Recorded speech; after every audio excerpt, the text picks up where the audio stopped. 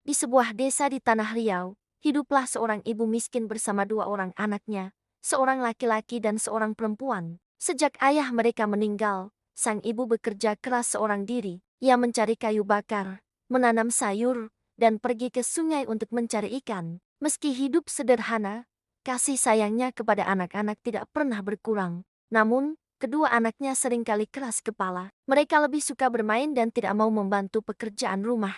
Sang ibu menahan sabar, berharap suatu hari mereka akan berubah.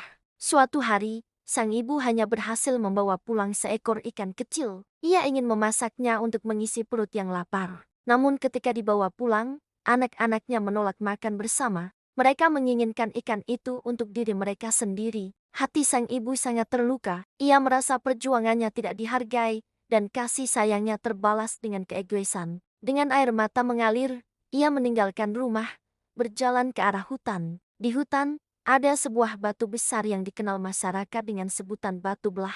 Konon, batu itu bisa menelan orang yang meminta dengan sungguh-sungguh.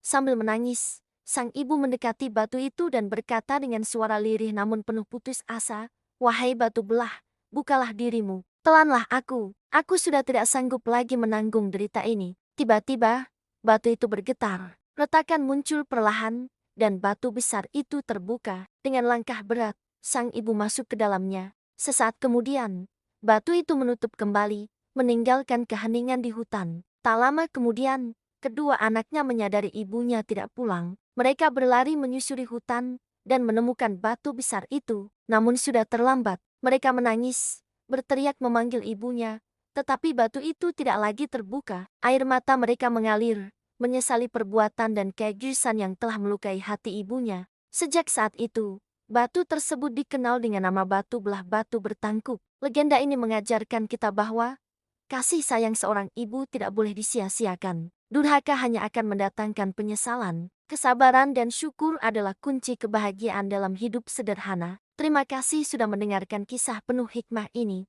Jangan lupa untuk selalu mendukung channel kami.